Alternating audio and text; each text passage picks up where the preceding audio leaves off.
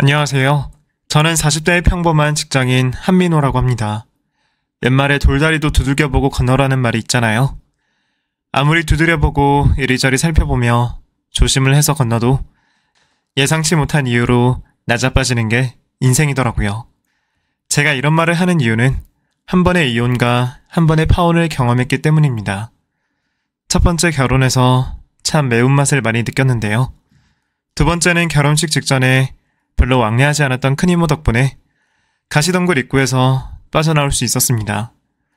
부끄럽게도 이런저런 일을 겪었지만 전화위복이라고 지금은 잘 살고 있기에 여러분에게 제 지난날의 이야기를 공유할 수 있게 되었습니다. 제가 이모만 셋이 있습니다.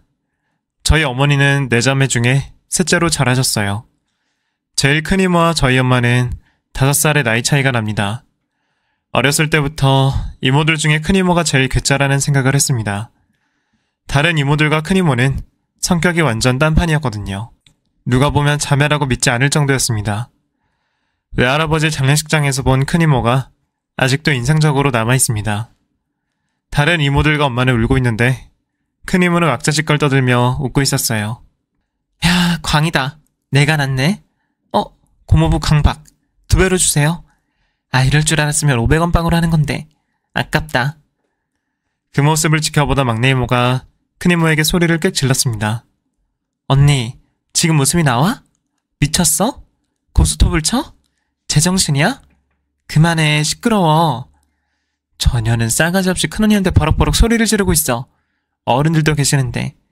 야, 장례식장에서는 원래 웃고 떠들어야 돼. 그래야 가신 분도 즐겁게 가시지. 큰 이모는 그렇게 말하며 다른 자매들이 뭐라고 하든 아랑곳하지 않고 장례식 내내 고스톱을 치거나 소주를 마시며 행패를 부렸습니다. 그때 제가 중학교 3학년이었고 그 이후로는 큰 이모를 자주 보지 못했습니다. 간혹가다 명절에 할머니 집에 큰 이모가 온다는 소리를 들으면 다른 이모들은 큰 이모가 오는 시간대를 피해서 갔고 저희 어머니는 그래도 큰 이모와 만나서 이야기도 나누고 정신 차리라고 쓴소리도 해줬습니다. 언니 요즘 뭐하고 살아? 언니 남자친구랑 결혼은 안 할 거야? 야, 왜 이래? 왜 이렇게 잔소리를 해? 잘 살고 있어. 그나저나 민호 많이 컸네? 너 민호 맞지? 어때? 클수록 잘생겨지네. 이리 와봐. 이모가 용돈 줄게. 큰 이모는 통이 커서 만날 때마다 용돈을 많이 주셔서 기뻐했던 기억이 있습니다. 뭘 해서 돈을 버는 건지는 알 수 없었습니다. 큰 이모는 직업도 마땅치 않았던 걸로 기억하고 있습니다. 둘째 이모는 평범한 회사원이었고 저희 어머니는 간호사셨고 막내 이모는 자수성가한 사업가였습니다. 큰 이모는 거주지도 자주 바뀌었고 왕래를 하지 않았지만 다른 이모들과 엄마는 주기적으로 같이 만나기도 하고 여행도 가는 것 같았습니다. 큰 이모에 관한 이야기는 나중에 좀 더 해드리고 제 실패한 결혼에 대한 것부터 말씀드리겠습니다. 첫 번째 아내와는 동호회 모임에서 만났습니다. 대학 졸업을 하고 회사에 출근을 하면서 많이 무료했던 시기가 있었습니다.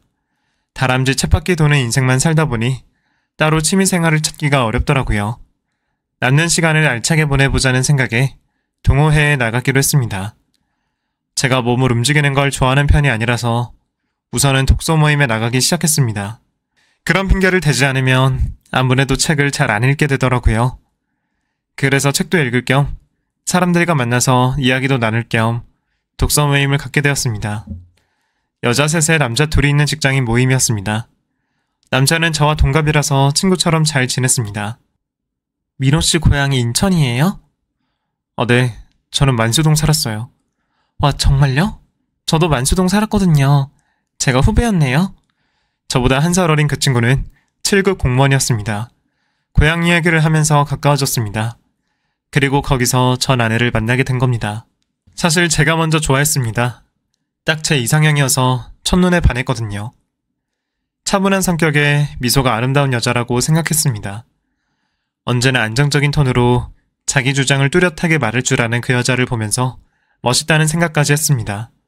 고백을 하고 싶었는데 방법을 몰라서 같은 독서 모임의 유일한 남자였던 그 친구에게 먼저 이야기를 했습니다. 나 유진 씨 좋아하는데. 형, 알고 있었어요. 다 티나던데요? 정말? 고백하고 싶은데 부담스러워할까봐. 제가 다리 놔드릴게요. 걱정 마요, 형. 그리고 그 동생이 저와 전 아내가 둘이 있을 시간을 마련해줬고 점점 가까워지다가 연인 사이가 되었습니다. 그 사람과는 2년 동안 연애를 했습니다. 그리고 제가 청혼을 했습니다. 그 여자는 전문직에 종사하고 있었고 자기 가치관이 뚜렷한 사람이었습니다. 민호 씨, 근데 난 결혼식은 생략하고 싶어. 왜? 인생에 한 번뿐인 결혼식을. 그거 다 그냥 쇼일 뿐이잖아.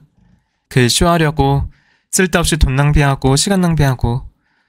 민호 씨만 괜찮다면 그런 거 다 생략하고 혼인신고만 하고 민호 씨가 나 사는 집으로 들어오면 좋겠다. 보통 여자들이 웨딩드레스를 입는 것에 대한 로망이 있다고 생각했는데 그 여자는 아니었습니다. 오히려 제가 더 결혼식을 올리고 싶었습니다. 하지만 아무리 설득해도 통하지 않아서 결국 저희 부모님에게 양해를 구하고 혼인신고만 한 채 살림을 합쳐서 살았습니다. 저는 빨리 아이를 갖고 싶었는데 아내는 아이를 5년 후에 갖자고 했습니다. 결혼하고 신혼은 알콩달콩 잘 보냈는데 아내가 점점 저에게 소홀해지는 걸 느꼈습니다. 유진이, 너 요즘 많이 바빠? 주말은 우리 같이 시간 보내기로 했잖아. 나 사이클 동호회 가입했어. 운동 좀 해야 할 것 같아서. 당신은 움직이는 거 싫어하잖아. 왜 나랑 상의도 없이. 부부라고 매번 상의하고 같이 움직일 필요 없잖아. 결혼했어도 우리 각자 영역을 지키면서 자유롭게 살자. 결혼 후에는 독서 모임을 하지 않았거든요. 그런데 아내는 자기 취미생활이 있어야 한다며 자전거 사이클을 타러 매주 주말마다 나갔습니다. 아내가 거기서 외도를 하고 있다는 사실은 감쪽같이 몰랐습니다. 아내가 애지중지하는 특이한 은팔찌가 하나 있었거든요. 근데 독서 모임에서 저와 아내를 연결해준 그 동생이 똑같은 걸 차고 있다는 사실을 알게 됐습니다. 그리고 아내가 나가고 있던 사이클 모임에 그 동생도 함께하고 있다는 것까지 알게 됐습니다. 꼬리가 길면 잡힌다고 하잖아요. 얼마 못 가 두 사람이 외도를 하고 있다는 증거를 찾을 수 있었습니다. 저는 정말 큰 충격을 받았습니다. 유진아, 너 어떻게 걔랑 만날 수가 있어? 언제부터 날 속인 거냐고. 그게 뭐 중요해? 난 결혼이랑 안 맞는 사람인가 봐. 그냥 이혼하자. 적반하장도 유분수지. 전 아내는 자기가 먼저 이혼하자며 이혼 서류를 내밀었습니다. 처음에는 오히려 제가 매달리며 다시 잘해보자고 했지만 저를 내쫓아버리고 본격적으로 외도를 하는 아내를 참고 보기 힘들었습니다. 당시에는 간통죄가 적용되던 시기였습니다. 그래서 저는 형사와 함께 아내의 집을 기습 방문해서 아내가 그놈과 놀아나고 있는 장면을 제 눈으로 보게 되었습니다. 그리고 간통죄로 아내와 그놈은 저에게 손해배상을 해야 했고 아내는 유책배우자가 되어서 저에게 재산 분할을 해줘야 했습니다. 저와 그렇게 관계를 정리한 후에 전 아내는 결국 그놈과 재혼을 했다고 들었습니다. 그 소식을 듣고 저는 정말 미쳐버릴 것 같았습니다. 결국 저는 두 사람의 사랑을 더욱 불지펴주는 역할을 했던 겁니다. 외도가 그렇게 아름답게 포장될 줄은 미처 몰랐습니다. 그런 일들을 겪은 후에 저는 부정적인 성격으로 돌변했습니다. 세상에 믿을 사람 하나도 없다는 생각뿐이었습니다. 그 이후로는 사람들과의 관계도 소극적으로 변했고 결국 다니던 회사를 그만뒀습니다. 그러다가 공기업 시험 준비를 해서 합격을 하고 공기업에 입사했습니다. 다른 감정적인 소모가 힘들었기 때문에 저는 정말 기계처럼 열심히 일만 했습니다. 오죽하면 회사에서 제 별명이 로봇이었겠습니까? 사람들에게 선을 긋고 그 선 안으로 넘어오면 경고음을 내며 뒷걸음치는 게 제 일상이었습니다. 제 이혼 소식은 저희 이모들에게도 큰 이슈였어요. 다른 말씀은 하시지 않고 저에게 손자리를 주선해 주려고 엄마를 통해서 많이 이야기하셨습니다. 민호야, 이모가 진짜 야무지게 자기 사업하는 네 또래 여자 알거든? 한번 만나볼래? 애 정말 괜찮아. 시원시원하고. 아, 싫어요, 이모. 난 시원시원한 성격 가진 여자 딱 질색이야. 그냥 여자 자체가 싫어. 너 언제까지 그럴래? 똥 밟았다고 생각하고 다 잊어. 세상에 좋은 여자가 얼마나 많은데. 이모들은 돌아가면서 제 손자리를 주선해 주시겠다고 했지만 저는 그때마다 거절하기 바빴습니다. 그렇게 세월이 흘렀고 제 나이가 33살이 되었습니다. 제 또래 사촌들은 다 시집 장가를 갔고 저만 노총각으로 남아있었습니다. 명절에 모이면 모든 포커스가 저에게 집중됐고 장가를 가야 한다. 애를 낳아야 한다. 귀에 못이 박히게 잔소리를 들어야 했습니다. 가족은 물론이고 회사 사람들, 결혼한 친구들까지 저를 들들 볶았습니다. 민호야, 네가 뭐가 못나서 혼자 사냐? 어? 혼자 살면 외로워 임마. 결혼하니까 애 생기게 얼마나 좋은 줄 알아? 아이 됐어. 난 결혼 안 해. 아 참 자식. 넌 그 태도가 글러먹었어 임마. 항상 마음을 열고 살아야지. 사람 일 모르는 거다. 어? 아휴, 집에도 잔소리하는데 친구한테까지 들어야 되냐? 어? 됐어. 그런 이야기들을 들을 때마다 티는 안 냈지만 저도 내심 머릿속이 복잡해지고 정말 좋은 사람을 만나야 하나 고민이 됐습니다. 잡생각이 많아지니까 머리가 터질 것 같더라고요. 저는 마음속의 잡생각들을 떨쳐내기 위해서 요가와 명상을 배우려고 알아봤습니다. 저희 동네에 생긴 지 얼마 안 되는 요가원이 있기에 저는 바로 등록을 했습니다. 제가 정말 몸이 뻣뻣하거든요. 일어서서 손바닥을 바닥에 닿게 하는 것도 못해서 끙끙거렸습니다. 요가 동작이 유연성을 요구하는 게 많은데 요가 강사는 힘들어하는 저에게 되는 만큼만 하면 된다고 말해줬습니다. 회원님, 무리하지 않아도 되세요. 본인이 하는 만큼만 하시면 돼요. 그러다 보면 나중에 자연스럽게 동작이 될 때가 올 거예요. 그 다정한 말이 제 가슴 속에 박혔습니다. 생각해보면 저는 언제나 뭔가를 잘하려고만 노력하고 살았더라고요. 남들이 하는 만큼 혹은 그보다 더 많이 잘해야 한다는 압박감에 시달렸습니다. 그래서 실패한 제 첫 번째 결혼도 저에게는 깊은 상처로 남아있던 것이었습니다. 남들에게는 쿨한 척했지만 속으로는 썩어 들어갔던 겁니다. 요가를 하면서 그런 복잡한 마음들을 내려놓을 수 있게 되었습니다. 저에게 딱 맞는 운동을 찾은 것 같아서 정말 기뻤습니다. 그렇게 반년을 다녔을까? 저는 강사의 말대로 점점 몸이 풀리고 유연해졌습니다. 어머, 이게 이제 되네요? 전에는 이만큼밖에 못 올리셨잖아요. 그러게요. 강사님 말대로 되는 데까지만 차근차근 하다 보니 결국은 할 수 있게 되네요. 강사님 덕분입니다. 고마워요. 고마우면 밥 한 끼 사세요. 네? 네, 그럴게요.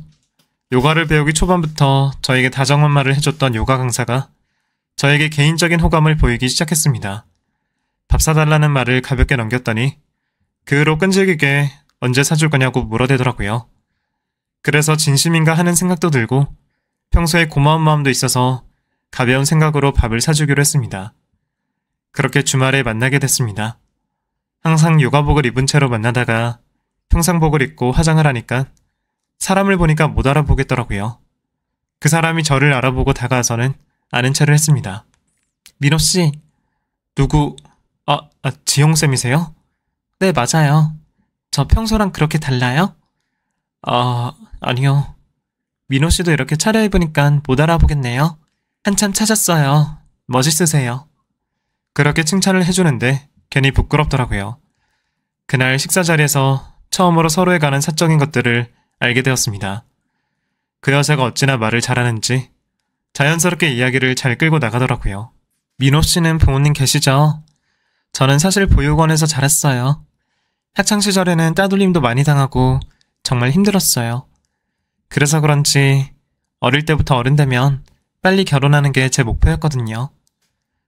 그러셨구나. 너무 밝으셔서 그런 상처를 갖고 계신 줄 몰랐어요. 괜찮아요. 아픈 기억은 다 잊었어요. 제가 이제 28인데 지금 너무 늦은 것 같아서 초조해 죽겠어요. 뭐가요? 결혼이요? 요즘 그 나이면 늦은 것도 아니에요.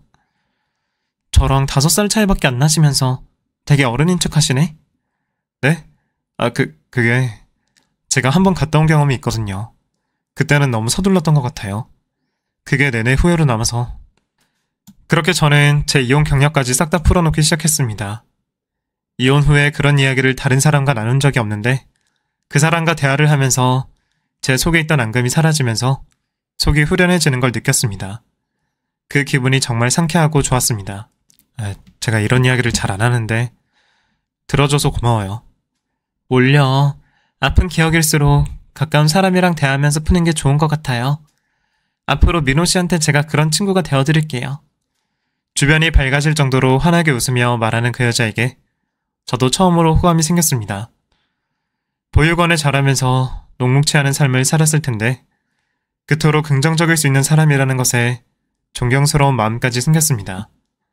제가 경험한 상처는 그 사람에 비하면 별것도 아니라는 생각에 훌훌 털어내기로 결심했습니다.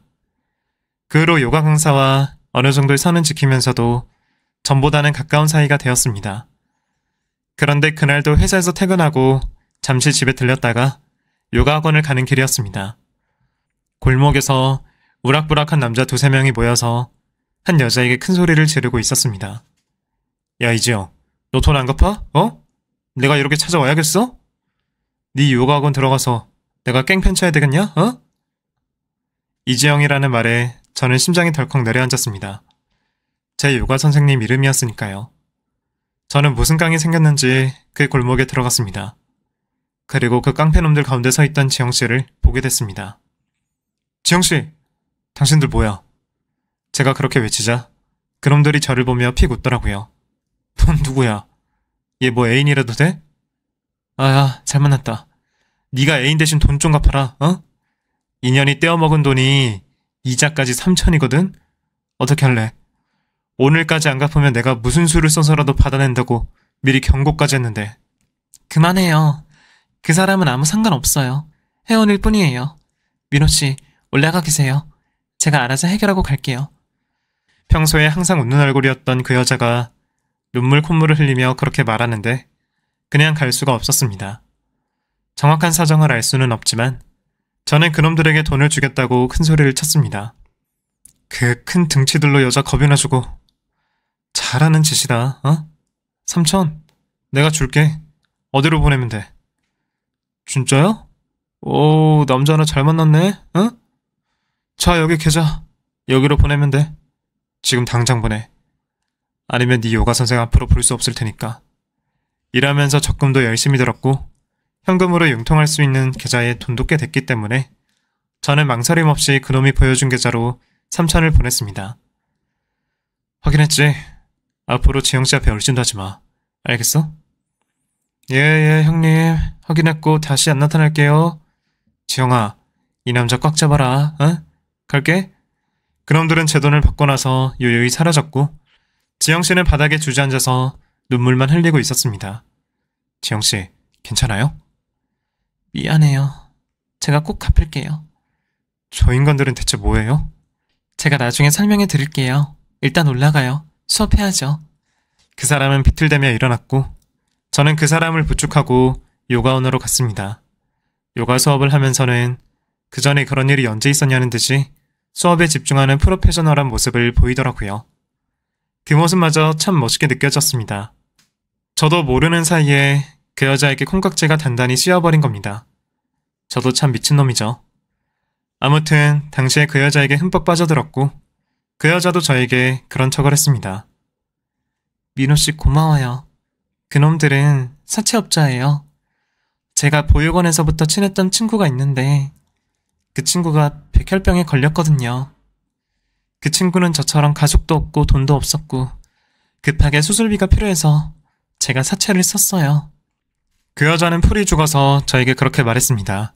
사정이 딱해서 가슴이 미어지더라고요. 아, 그러셨구나. 친구분이 이제 괜찮으세요? 골수이식 기다리고 있는데 여의치가 않은가 봐요. 정말 세상에 단 하나뿐인 소중한 친구인데. 그 여자는 그렇게 말하며 또 눈물을 훔쳤습니다. 그래서 저는 저에게 돈을 갚을 필요가 없다고 했습니다. 지영씨, 저한테 돈 안 갚아도 돼요. 돈이 뭐가 중요해요? 사람이 살아야죠. 지영씨, 저 지영씨 좋아합니다. 저도 지영씨가 기댈 수 있는 든든한 나무 같은 사람이 되고 싶어요. 제가 그렇게 고백을 했고 그 여자는 저를 끌어안으며 고맙다고 말했습니다. 고마워요, 미로씨. 먼저 그렇게 말해줘서. 저 사실 예전부터 민호씨 좋아했는데 제 사정이 이렇다 보니 말을 못하고 있었어요. 정말 고맙고 사랑해요. 그 말을 들으니 정말 무서울 게 없더라고요. 이 여자를 꼭 내가 지켜주겠다는 다짐만 더 커졌습니다. 그 이후로도 돈이 필요하다고 할 때마다 저는 그 여자에게 돈을 줬습니다. 당시에는 정말 티끌만큼도 의심이 없었습니다. 백혈병에 걸린 친구까지 만났으니까요. 그 친구와 여자친구는 정말 다정해 보였습니다. 지영이가 좋은 분 만났다고 해서 궁금했는데 민호씨, 우리 착한 지영이 잘해주세요. 제가 언제 지영이 곁을 떠날지 몰라서 걱정했는데 민호씨가 있어서 마음이 놓이네요. 야, 너 무슨 말을 그렇게 해. 이제 일어날 거야. 골수이식도 받을 수 있다잖아. 근데 수술비가... 아니야. 두 사람은 대화를 마치지 못하고 눈물을 흘렸습니다. 저는 또 오지랖이 발동해서 얼마나 돈이 필요하냐고 묻고 수술비를 대주기도 했습니다. 수술을 하느라 옆에 있는다고 요가원도 그만두었습니다. 제가 병문안을 가려고 했지만 중환자실에 있어서 오지 않아도 된다고 했습니다. 그리고 몇 개월 후에 친구가 건강을 되찾았다며 여자친구는 저에게 청혼을 했습니다. 민호씨, 민호씨 덕분에 내 친구 영미 다시 건강해졌어. 내가 이 빚을 어떻게 다 갚지? 민호씨, 내가 민호씨 옆에서 민호씨한테 은혜 갚으면서 살고 싶은데 우리 결혼할까? 아니다. 내가 민호씨랑 결혼할 사정이 아니니까 못 되는 걸로 해. 무슨 소리야. 은혜를 갚기는. 우리 서로 사랑하는데. 그거면 됐지. 그래, 지영아. 우리 결혼하자. 너와 함께라면 아픔도 상처도 다 이겨낼 수 있을 것 같아. 어리석게도 저는 그 여자에게 홀랑 넘어가서 반지도 사주고 청혼을 했습니다. 저희 가족은 평생 독신으로 늙어 죽을까 걱정했던 제가 좋은 짝을 만났다고 하니 묻지도 따지지도 않고 무조건 승낙한다고 말씀하셨습니다. 그리고 여자친구도 저희 부모님과 만난 자리에서 싹싹하게 잘했습니다. 그날 저희 이모들도 집에 모여 있어서 부담스러울 법도 했는데 잘하더라고요. 민호 씨한테 이모님들 말씀 많이 들었어요. 민호가 뭐래요? 이모들 극성맞대지? 아니요. 이모들이 민호 씨 어릴 때부터 정말 예뻐해 주셨다고 좋은 분들이라고 하시던데요. 정말? 웬일이야? 우리 자매가 좀 유별나긴 해요. 근데 우리 쿨한 사람들이야. 시집살이 같은 거 걱정 말고 둘이 잘 살면 돼요. 알았죠? 네, 그럼요. 말씀 새겨 듣고 저희 행복하게 살게요. 이모님들 이렇게 저 보러 와주셔서 감사해요. 제가 가족이 없어서 그런지 이렇게 북적북적한 게 정말 따뜻하고 좋네요. 그 말을 하며 여자친구는 또르륵 눈물을 흘렸습니다. 이모들도 그 모습을 보며 안타까워 하셨습니다. 아이고, 그래. 얼마나 고생이 많았으면. 우리 다 엄마라고 생각해. 우리가 또 정이 많거든. 네, 이모님들 감사해요. 가족에게 인사도 드렸고 저희는 본격적으로 결혼 준비를 시작했답니다. 첫 번째 결혼에서 결혼식을 올리지 않았기 때문에 저희 부모님도 저도 결혼식에 대한 설렘과 기대감이 가득했습니다. 제가 나이도 있고 경제력도 나쁘지 않은 편이었으니 결혼 비용은 모두 제가 하기로 했습니다. 예비 신부에게 부담을 주고 싶지 않았습니다. 사정도 뻔히 알고 있었으니까요. 하지만 예비 신부는 그래도 예단을 해드리고 싶다고 했습니다. 그리고 저희 이모들 것까지 해서 고급 접시 세트와 손편지를 일일이 써서 드렸습니다. 이모들도 엄마도 정말 좋아하셨습니다. 아이고, 편지 읽고 나 울었잖니. 마음이 어찌나 예쁜지. 민호야, 너 이번에는 정말 여자 잘 만난 것 같다. 신혼집 엄마 아빠가 해줄 거니까 걱정 마. 신혼집을 해주신다고요? 지금 저 사는 집도 있는데요, 뭐. 거긴 너무 좁잖아. 앞으로 애도 낳고 살려면 큰 집에서 살아야지. 저희 부모님은 저를 위해 신도시에 사둔 50평대 아파트를 신혼집으로 쓰라며 주셨습니다. 혼수도 이모들이 하나씩 사주시고 해서 따로 살 게 없었습니다. 아내가 부모님이 계시지 않은 걸 알고 있던 이모들과 저희 엄마는 아내를 데리고 결혼 준비를 하러 함께 다녔습니다. 아내와 이모들 그리고 엄마는 결혼 전부터 돈독한 사이가 되어 있었습니다. 전에도 결혼을 했지만 그때는 느껴보지 못했던 안정감과 따뜻함이 느껴져서 이제야 비로소 진짜 제대로 된 결혼을 하는구나 싶었습니다. 때때로 감정이 벅차오를 때도 있었습니다. 내가 정말 너 만나려고 이렇게 고생했나봐. 지영아, 우리 행복하게 살자. 나도 민호씨 만나려고 지금까지 힘들게 살아왔던 것 같아. 민호씨 만나서 모든 게 보상받은 느낌이야. 고마워, 민호씨. 내가 잘할게. 말도 어찌나 예쁘게 하는지 얼른 식을 올리고 아이도 낳고 화목한 가정을 이루고 싶은 생각뿐이었습니다. 그렇게 결혼 준비를 다 마치고 예식날까지 2주를 앞둔 어느 날이었습니다. 이모들과 엄마가 모여서 심각하게 대화를 나눴습니다. 큰언니 연락 받았어? 연락 왔더라. 뭔 남자랑 같이 산다던데? 한의사라나 뭐라나. 조만간 만나자고 하는데 아유 영 찝찝해. 어디로 튈지 모르는 언니라서. 이모들의 말에 저희 엄마도 한 말씀 하셨습니다. 우리 민호 결혼식 얘기를 해야 되나 말아야 되나. 나중에 알면 섭섭해 할 텐데 어떡하지? 와서 또 몸 팽패를 부릴지 누가 알아. 일단 말하지 말아봐. 이모들과 엄마의 대화에 제가 끼어들었습니다. 큰이모랑 연락이 닿았어요? 큰이모한테도 제 결혼 알려야죠. 오랜만에 뵙고 싶기도 하네요. 제가 왜 그런 말을 했는지 모르겠지만 당시에는 모든 걸 포용할 수 있다는 생각 때문에 그랬던 것 같아요. 제 말에 이모들은 고민을 좀 해보자고 말씀하셨습니다. 민호 네 맘은 알겠는데 아무래도 큰언니 뭐하고 사는 건지 눈으로 직접 확인은 해봐야겠어.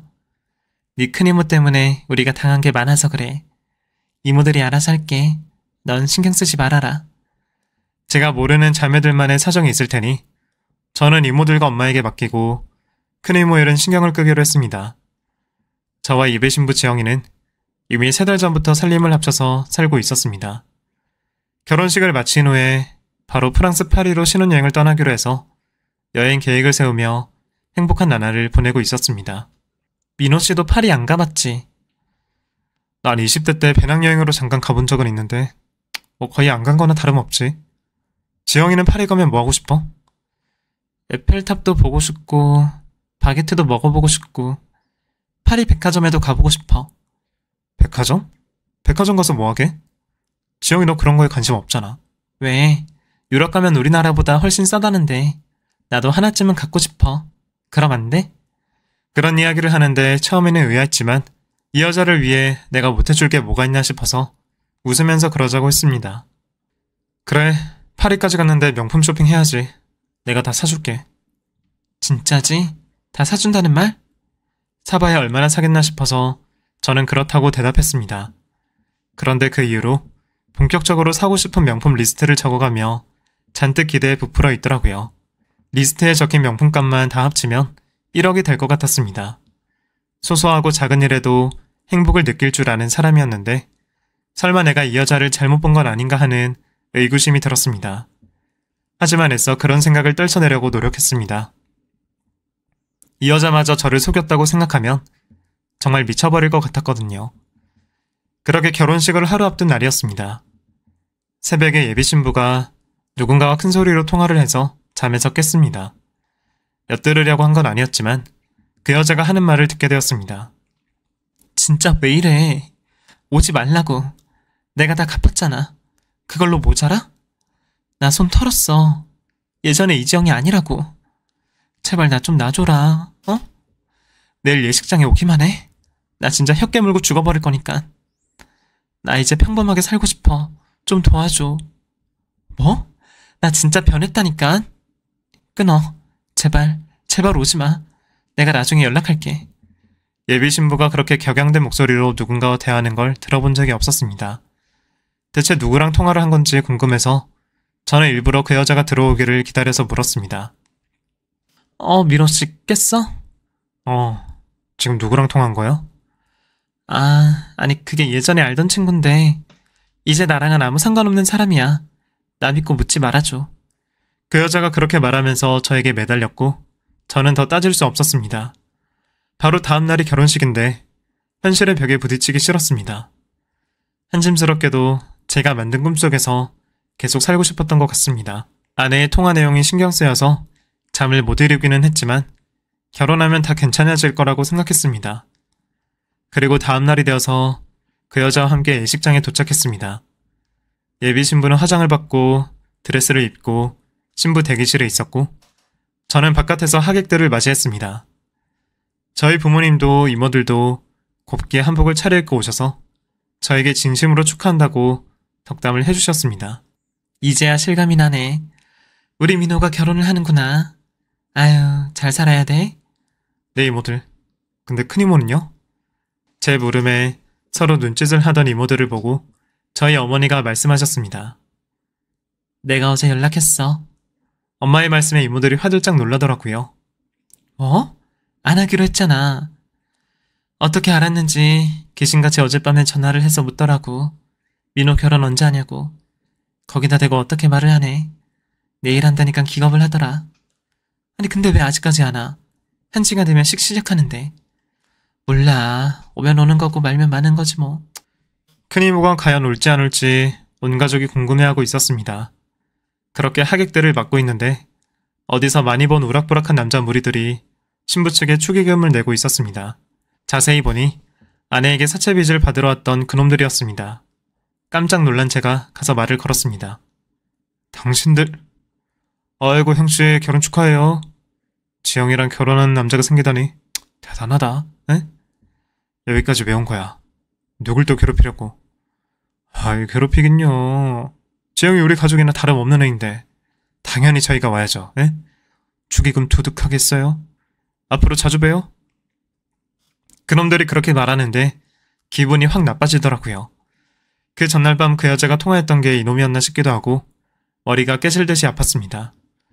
참지 못하고 두통약을 먹은 후에 신부 대기실에 들어갔습니다. 민호씨, 나 너무 떨려. 화장 번진 데 없지? 예뻐. 아, 근데 그놈들이 왔어. 어? 누구? 사채업자들. 뭐라고? 그것들이 기어이... 그놈들이랑 지영이 너 무슨 관계야? 가족 같은 사이라던데? 가족 같은 사이는 얼어 죽을. 협박하려고 온 거야. 나쁜 놈들. 내 피를 말리려고. 민호씨, 신경 쓰지 마, 그놈들. 예비 신부가 그렇게 말을 하고 있는데 누군가 신부 대기실 문을 활짝 열고 들어오며 소리를 꽥 질렀습니다. 야, 이년 여기 숨어 있었구나. 어디 우리 귀한 조카를 깨어내서. 나와 이년아. 돌아보니 저희 큰이모였습니다. 큰이모는 다짜고짜 그렇게 말하며 저와 결혼할 예비 신부의 곱게 올린 머리채를 두 손으로 움켜잡고 흔들었습니다. 시기 시작하기까지 20여 분이 남아있었고 저는 너무 당황해서 이모를 뜯어 말렸습니다. 큰이모, 이게 무슨 짓이에요? 왜 행패를 부리세요? 이 사람 아세요? 알지? 잘 알지. 네 엄마 데리고 와, 빨리. 무슨 일인지 예비 신부 얼굴이 하얗게 질려 있었고 아무래도 두 사람이 아는 사이인 것 같더라고요. 그래서 저는 급하게 저희 엄마를 모시고 왔습니다. 이모들도 무슨 일이 벌어진 걸 눈치채고 따라서 신부 대기실로 들어왔습니다. 들어가자마자 신부 머리채를 붙잡고 흔드는 큰이모를 보고 모두가 아연실색했습니다. 언니, 지금 내 며느리한테 무슨 짓이야? 그 손 못 나? 이모들과 엄마가 달려들어서 큰이모의 손을 떼어냈습니다. 그러자 이모가 개팍하게 소리를 지르며 말했습니다. 니들 인연이 뭐하는 년인 줄 알아? 7년 전에 내 돈 떼어먹고 나른 년이야. 인연 하우스 불법 도박반 차려서 운영하는 그 나쁜 새끼 여자친구라고. 2년 때문에 내가 날린 돈이 얼마인 줄 알아? 야 이지영, 너 바른 대로 말 안 해? 이딴 질 나쁜 년이 어디 우리 조카랑 결혼을 한다고. 오랜만에 본 큰이모, 그리고 개팍하고 별난 성격이었던 큰이모의 말을 저와 이모들과 엄마는 믿을 수가 없었습니다. 제가 예비 신부에게 물었습니다. 지영아, 이 말이 다 사실이야? 너 불법 도박 하우스 차려서 운영하던 남자랑 같이 살았어? 그 남자가 설마... 아니야, 아니라고. 그런 거 아니야. 내가 다 설명할게. 그 사람 내 친척 오빠야. 우리 부모님 돌아가시고 친척 오빠가 쉽게 돈 벌 수 있다고 꼬셔서 내가 다 설명할게. 뭐? 아니 그게 말이 돼? 네 친척 오빠가 사채업자 신용을 하고 내 돈을 가져갔단 말이잖아. 너도 이미 다 알고 있었던 거야? 이게 무슨 일이냐고. 저는 그제서야 모든 꿈이 와장창 깨지는 걸 느낄 수 있었습니다. 제가 또 된통 당했구나 하는 생각에 정말 미칠 것 같았습니다. 식장에 있는 많은 하객들과 저희 부모님, 친척들 볼낯이 없었습니다. 그 와중에도 이모들과 엄마는 큰이모보다 사기를 친 예비신부 편을 들어줬습니다. 민호야, 아니야. 네가 뭘 잘못 알았겠지. 지영아, 너 아니지? 그런 거 아니지. 하여튼 큰언니는 꼭 이럴 때 나타나서 깽판을 쳐. 언니 가. 깽판을 치긴 나중에 고맙다고 울지나 마, 민호야. 너도 지금 눈치챈 거지? 이모가 이 결혼 어떻게든 막을게. 아무 걱정 말고 있어라. 이지영, 너 이 사기꾼년. 너 지금 지명수배 된 거 모르지? 응? 공소시효 3년 남겨놓고 딱 잡았네, 인연. 그렇게 이모는 경찰에 전화를 걸었습니다. 경찰에 전화를 걸자 깜짝 놀란 예비 신부가 달아나려고 하는데 제가 붙잡았습니다. 민호씨, 이거 나 진짜 민호씨랑 잘 살고 싶었어. 그건 진심이야. 내 마음은 진심이었다고. 진심은 얼어 죽을. 신분 세탁하려고 했겠지. 네 년 속셈 내가 모를 줄 알아? 남의 피 같은 돈 뜯어낸 악마 같은 년. 그 돈 다 어디 갔어? 그렇게 한바탕 난리가 났는데 경찰이 도착했습니다. 알고 보니 그 여자는 성형을 해서 얼굴을 싹 다 뜯어 고친 거였더라고요. 지문 검사까지 해서 7년 전에 불법 도박으로 사기를 쳐서 30억 원을 가지고 사라졌던 여자였다는 사실이 밝혀졌습니다. 큰 이모는 그 여자 목에 있던 큰 점과 인상만 보고 사기꾼이라는 걸 알아챘던 겁니다. 그 여자는 드레스를 입고 엉망이 된 머리꼴로 바로 경찰에 연행이 되었습니다. 그리고 저는 식장에 공범이 있다는 사실도 알려서 그 깡패놈들도 같이 체포됐습니다. 정말 아수라장이 따로 없었습니다. 하객들은 무슨 일인가 싶어서 왁자지껄 시끄러웠고 저는 어찌할 바를 모르겠더라고요. 그런데 큰 이모가 나서줬습니다. 아, 여러분, 오늘 결혼식은 취소됐습니다. 신부의 만행이 드러나서 파혼하게 됐네요. 어려운 발걸음 해주셨는데 정말 죄송합니다. 나가실 때 내신 축의금 찾아가시고 저희가 나중에 연락드리겠습니다. 큰 이모의 말을 듣고 어리둥절해하던 사람들이 하나둘씩 일어나서 축의금을 다시 돌려받고 예식장을 빠져나갔습니다. 저는 또 당했다는 생각에 너무 괴로워서 구석에 앉아서 고개를 쳐박고 있었습니다. 그런 저에게 큰 이모가 다가왔습니다. 민호야, 너 그럴 거 없어. 나도 당했는데 뭐. 사기친 놈이 나쁘지 당한 사람이 무슨 죄냐? 고개 들어. 지금부터 시작이야. 큰 이모의 무심한 듯한 모든 걸 통달한 듯이 내뱉는 말에 저는 정말 위로를 받았습니다. 결국 저와 결혼하려던 그 여자는 불법 도박 및 사기 혐의로 구속되었습니다. 알고 보니 그 깡패놈들과 쇼를 해서 저를 꼬신 거였더라고요. 정신을 차리고 보니 저도 그 여자에게 뜯긴 돈이 1억이 넘었습니다. 그 사기꾼 무리들은 결국 징역 8년형을 선고받았습니다. 저는 손해배상금 소송을 걸어서 피해 금액보다 훨씬 적은 돈이었지만 얼마간의 돈을 돌려받을 수 있었습니다. 아유, 나쁜 년. 민호야, 한마디 해. 됐어요, 이모. 할 말 없어요. 그 사건 이후로 저는 다시는 여자를 믿을 수 없을 거라고 생각하고 살았습니다. 다른 거 하지 않고 그저 일만 하면서 지냈습니다. 큰 이모는 그 사건 이후에 이모들과 저희 엄마와 다시 왕래를 하셨습니다. 큰 이모는 목소리 크고 여장부 같은 성격은 그대로였지만 정말로 좋은 사람을 만나서 잘 살고 있었습니다. 큰 이모는 큰 이모부와 함께 저희 집에 자주 오셨고 두 분의 사이좋은 모습을 많이 보여주셨습니다. 그 망나니 같던 내가 이 사람 만나서 완전히 개가천선했잖아. 나도 남자라면 질색을 했는데 집심도 짝이 있다고. 정말 내 짝이 있더라니까. 그치 여보? 그치. 나도 당신 만나서 많이 변했지. 엄청 꼰대였는데 말이야. 큰 이모는 일부러 저에게 그런 모습을 보여주신 것 같아요. 그리고 파혼을 하고 두문 분출하던 저를 지켜보시다가 자연스럽게 선자리를 주선하셨습니다. 큰 이모가 만나자고 해서 나간 약속 자리에 웬 여자가 앉아 있었습니다. 민호씨 맞죠? 안녕하세요. 저 민호씨 큰이모님 연락받고 나왔는데. 네? 이런 자리인 줄 모르고. 죄송합니다. 그냥 가시게요? 저도 모르고 나왔어요. 이미 식사 주문까지 해놓으셨던데. 식사나 하고 가세요. 그 여자가 그렇게 말했고 그 사람이 무슨 죄인가 싶어서 저는 자리에 도로 앉았습니다. 알고 보니 저희 큰이모부가 운영하시는 한의원에서 일하던 한의사더라고요. 나이는 저와 동갑이었습니다.